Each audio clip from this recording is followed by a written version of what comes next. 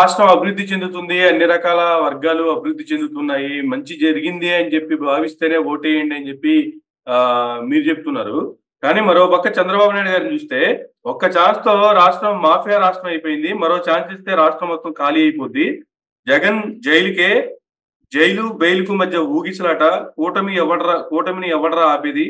పచ్చని కోనసీమలో కులచిచ్చు రగిల్చింది జగనే అనేటువంటి కామెంట్స్ పవన్ కళ్యాణ్. ఇద్దరు ఇటువంటి కామెంట్లు చేస్తూ ఉన్నారు వాళ్ళు నిన్న జరిగినటువంటి సభల్లో. సార్ ఇప్పుడు మాఫియా అంటే ఏంటి? నేను అడుగుతున్నా, నోటికి ఏది వస్తే అది పిచ్చివాగుడు వాగుతున్న నెలకు అసలు మాఫియా అంటే ఏంటి? మీ హయాంలో అటువంటి మాఫియా నడిచింది. జన్మభూమి కమిటీలు అనే మాఫియా నడిచింది మీ హయాంలో. ఒక పథకం కావాలి అని అంటే జన్మభూమి కమిటీలకి లంచాలు ఇచ్చి తీసుకునేటటువంటి మాఫియా, అవినీతి మాఫియా వ్యవస్థ మీ హయాంలో నడిచింది. మీరు అధికారంలో ఉన్నప్పుడు నడిచింది. 65 సంవత్సరాల పైబడినటువంటి అవ్వ తాతలు పెన్షన్ తీసుకోవాలి అని అంటే మీ హయాంలో చంద్రబాబు నాయుడు జన్మభూమి కమిటీలకి లంచాలు ఇస్తే తప్ప పెన్షన్లు రానటువంటి మాఫియా నీ హయాంలో నడిచింది. కానీ ఒక్క రూపాయి అవినీతి లేకుండా వాలంటీర్ అనేటటువంటి ఒక గొప్ప వ్యవస్థ ద్వారా ఈ రోజు సంక్షేమ పథకాలని డోర్ డెలివరీ చేస్తుంటే మా హయాంలో మాఫియా నడుస్తుందనంటావా? ఈరోజు పేదవాడికి కడుపు నిండా ఈరోజు అన్నం పెడుతూ పేదవాడికి చదువుకోవటానికి ఉన్నతమైనటువంటి నాణ్యమైనటువంటి విద్యను అందిస్తా, పేదవాడికి నాణ్యమైనటువంటి వైద్యం అందిస్తా ఉంటే మాఫియా నడుస్తుందంటావా? నీ హయాంలో వైద్యం అందక పసికందులు చనిపోయినటువంటి పరిస్థితులు నీ హయాంలో ఉంటే, ఏదైతే ఎలికల కొరికి పసికందులు చనిపోయినటువంటిది మనం గుంటూరు జనరల్ హాస్పిటల్లో చూసినటువంటి పరిస్థితులు చంద్రబాబు నాయుడు గారి హయాంలో ఉంటే, ఇంటింటికి ఫ్యామిలీ డాక్టర్ కాన్సెప్ట్ తీసుకొని వచ్చిన జగన్మోహన్ రెడ్డి గారి హయాంలో ఏదైతే మాఫియా నడుస్తుందంటావా?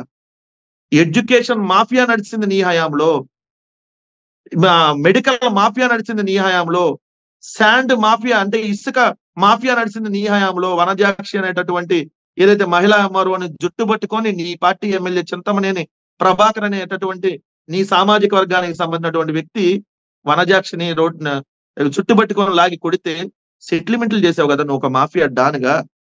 నీ హయాంలో నడిచినటువంటి మాఫియా మా హయాంలో నాణ్యమైన విద్య అందుతుంది, నాణ్యమైన వైద్యం అందుతుంది. ఎవరైతే కావాలో వాళ్ళకి ఏదైతే డబ్బులు తీసుకొని వాళ్ళకి సంబంధించి ప్రభుత్వం ద్వారా ఇసుక అందుతా ఉంది. నీ హయాంలో ఫ్రీ అని చెప్పి వాళ్ళందరినీ మోసం చేసి నీ పార్టీ నాయకులు జేబులు నింపావు. నీ హయాంలో అటువంటి మాఫియా నడిస్తే మా దగ్గర ఈరోజు ప్రాంప్ట్ గా నడుస్తుంది, మమ్మల్ని మాఫియా నడుస్తుందని అంటావా? నీ కొడుకు అంటే ఎవరు, ఇంకో కొడుకు అయినటువంటి పవన్ కళ్యాణ్, అతనేం మాట్లాడతాడు? జగన్మోహన్ రెడ్డి గారు జైలుకు పంపిస్తావా? పవన్ కళ్యాణ్ అనేవాడు మగ పుట్టక పుట్టుంటే పంపించమని చూద్దాం. పంపించమనండి, మగాడైతే పంపించమనండి.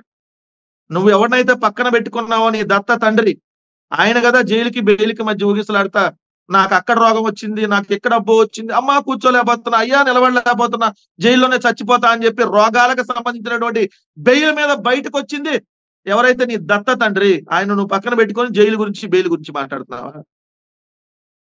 నువ్వు నీ మొదటి భార్య నన్ను కొడుతుంది అని చెప్పి న్యాయస్థానాల్లో చెప్పిన నువ్వు ఈరోజు జైలు గురించి బెయిల్ గురించి మాట్లాడుతున్నావా? పెళ్లి చేసుకొని వాళ్ళకి విడాకులు ఇవ్వకుండా ఇంకొకరితో కాపురం చేసేటటువంటి గలీజుగాడి నువ్వు మా గురించి మాట్లాడుతా ఉన్నావా? అరే రాయల్టీగా కాలర్ పైకెగరేసి ఎస్ మా నాయకుడికి విలువలు ఉన్నాయి, విశ్వసనీయత ఉంది, బతికినంత కాలం జగన్మోహన్ రెడ్డి గారి అభిమానిగానే బతుకుతాం, చనిపోయినా జగన్మోహన్ రెడ్డి గారి అభిమానిగానే చనిపోతాం, ఏ రోజు ఏ జెండా మోపించలేదు, మా జెండా ఒకటే వైఎస్ఆర్ కాంగ్రెస్ పార్టీ, మా అజెండా ఒకటే పేద ప్రజలకు మంచి చేయటం, మేము ఏ పార్టీ జెండా మమ్మల్ని మా నాయకుడి పొరికి మోయించలేదు, అది మా నాయకుడు క్యాపబిలిటీ అని చెబుతాం. చెప్పమనండి మిగిలిన రాజకీయ పార్టీలో ఎవరినైనా. రోజుకు ఒక జెండా మోసే మీరు మా గురించి మాట్లాడుతున్నారా? జగన్మోహన్ రెడ్డి గారిని ఒకసారి జైలుకు పంపి చాలా తప్పు చేశారనేది సోనియా గాంధీలు అందరూ గ్రహించారు రాజకీయ పార్టీలు. ఈ రోజు ఇంకొక సాహసం ఇంకెవరికైనా చేసే దమ్ము ధైర్యం ఉందా? దమ్ము ధైర్యం ఉందా? జగన్మోహన్ రెడ్డి గారు ఏ తప్పు చేయలేదు. జగన్మోహన్ రెడ్డి గారి మీద మీరు తప్పుడు కేసులు పెట్టారు. అందుకనే కదా ఇన్ని సంవత్సరాలైనా మీరు ఆ కేసుల్ని తేల్చనీయకుండా దాన్ని సాగదీస్తున్నారంటే ఏం లేదు అక్కడ మీ దగ్గర ఎవిడెన్స్ ఉంటే తేల్చొచ్చు కదా. ఇన్ని సంవత్సరాలు ఎందుకు పడుతుంది? నిజంగా ఎవిడెన్స్ ఉంటే ఇన్ని సంవత్సరాలు పడుతుంది అమర్ గారు? నేను అడుగుతున్నా. జగన్మోహన్ రెడ్డి గారు మీరు 2011 నుంచి కేసులు పెట్టి తిప్పుతున్నారు. సో ఇది 2024 ఎందుకు తేల్చలా? తేల్చమని మేము అడుగుతాం, కరెక్ట్ గా తేల్చమని. మాట్లాడితే జగన్మోహన్ రెడ్డి గారు జైలు బెయిలు, ఈ పవన్ కళ్యాణ్ అనేవాడు రేపొద్దున మూడో భార్యను ఆల్రెడీ మోసం చేశాడు కాబట్టి ఈ మూడో భార్య మళ్ళీ కేసు వేస్తే అప్పుడు జైలుకు పోయేది ఈ పవన్ కళ్యాణ్ అని చెప్పండి. ఎందుకంటే మనాడు పెళ్లి చేసుకునేది ఒకరితో, కాపురం చేసేది ఇంకొకరితో కదా. పెళ్లి చేసుకున్న పిల్లల్ని పుట్టిస్తారు మామూలుగా అయితే.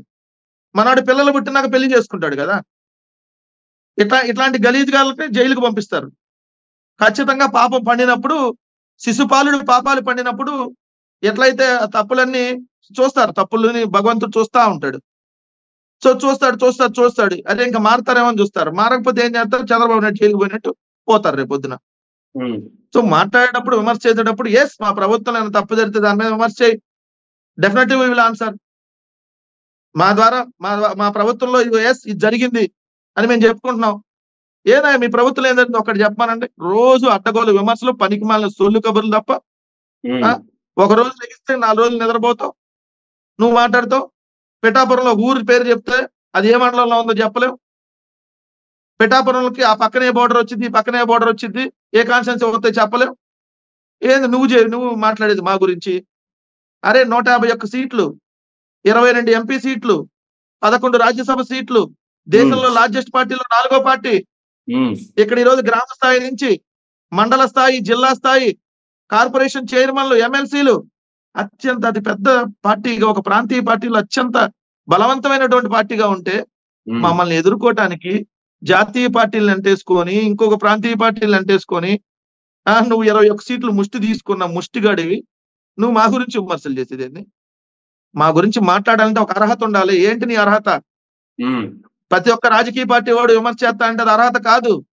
దేశంలో బొచ్చడబోల్డ్ రాజకీయ పార్టీలు ఉన్నాయి, 2000 రాజకీయ పార్టీలు పైగా ఉన్నాయి. నీలాంటి గుర్తింపు లేని పోరంబోకు పార్టీలు ఏం ప్రతి ఒక్కడు విమర్శించే స్థాయి అనుకున్నావు? నీ జీవితంలో నువ్వు ఎమ్మెల్యే అయ్యి అప్పుడు ఏమైనా విమర్శకురా, అప్పుడు మాట్లాడదాం. అప్పుడు దాకా పక్కకి వెళ్ళి ఆడుకో చంద్రబాబు నాయుడు వెనకాల దాక్కొని. అంతకుమించి నువ్వు చేయగలిగింది ఏమీ లేదు. వైఎస్ఆర్ కాంగ్రెస్ పార్టీ రేపొద్దున మే 13 జరిగేటటువంటి అసెంబ్లీ పార్లమెంట్ ఎన్నికల్లో 175/175, 25/25 మొత్తం 200కి 200 సీట్లు అసెంబ్లీ పార్లమెంట్లు కలిపి గెలవబోతా ఉంది. ఈ రాజకీయ పార్టీలకి శాశ్వత సమాధి కట్టబోతా ఉన్నాం. పేద ప్రజలకి మళ్ళీ మంచి చేయడానికి మళ్ళీ కూడా సిద్ధంగా రాబోతా ఉన్నాం. ఆల్రెడీ 5 సంవత్సరాల్లో జరిగిన మంచిని కొనసాగిస్తూ ఇంకా మరింత మేలు చేయడానికి మేము ప్రజలకి భరోసా ఇస్తూ రాబోతా ఉన్నాం. ఖచ్చితంగా ప్రజల ఆశీర్వాదాలు వైఎస్ఆర్ కాంగ్రెస్ పార్టీ వైపు బలంగా ఉన్నాయి. అందుకనే ఈ రోజు మమ్మల్ని ఎదుర్కోవడానికి ఇటువంటి పనికి మాలినటువంటి విమర్శలు, పనికి మాలిన రాజకీయ పార్టీలు, పనికి రానటువంటి వ్యక్తులు, రాజకీయాల్లో ఏదేంటో తెలియనటువంటి ఇట్లాంటి వ్యక్తులందరూ వచ్చి ఇష్టం వచ్చినట్టుగా మాట్లాడుతా ఉన్నారు. బట్ మా వైఎస్ఆర్ కాంగ్రెస్ పార్టీ కార్యకర్తలు చాలా సంయమనంగా ఉన్నారు. దయచేసి సంయమనం ఎవరో కోల్పోవద్దు. మన పార్టీ చేసినటువంటి మంచిని వీలైతే మనం ప్రతి ఇంటికి వెళ్ళి, మనం 5 ఇళ్ళు వెళ్తాం, ఈ రోజు రేపొద్దున 10 ఇళ్ళు వెళ్తాం, రేపొద్దున 5 ఇళ్ళు వెళ్తాం. మన దగ్గర ఉన్నటువంటి ఇల్లుకి వెళ్ళి అక్క మా ద్వారా ఇది జరిగింది అక్క, మళ్ళీ మంచిని కొనసాగిస్తారక్క. ఈ వ్యవస్థలన్నీ జగన్మోహన్ రెడ్డి గారు ఉంటేనే ఈ వాలంటీర్ వ్యవస్థ కొనసాగిద్ది, ఈ సచివాలయ వ్యవస్థలు ఉంటాయి, ఇంత మంచి మళ్ళీ మీకు జరగాలి అంటే జగన్మోహన్ రెడ్డి గారు కోటేయమని చెప్పి మేము ప్రచారం చేసుకుంటా ఎన్నికలకు వెళ్తాం. సో మా ఎజెండా క్లియర్, మా జెండా క్లియర్. సో అవతల వాళ్ళకి జెండా లేదు, ఒక ఎజెండా లేదు. జెండాలన్నీ గుంపుగా వస్తాయి. అజెండాలు లేకుండా మోసం చేయాలనేటటువంటి ఏకైక ఎజెండాతో వాళ్ళు వస్తారు. సో దాన్ని దయచేసి నమ్మొద్దని మాత్రం క్లియర్ గా ప్రజలకు చెప్పదలుచుకున్నాం.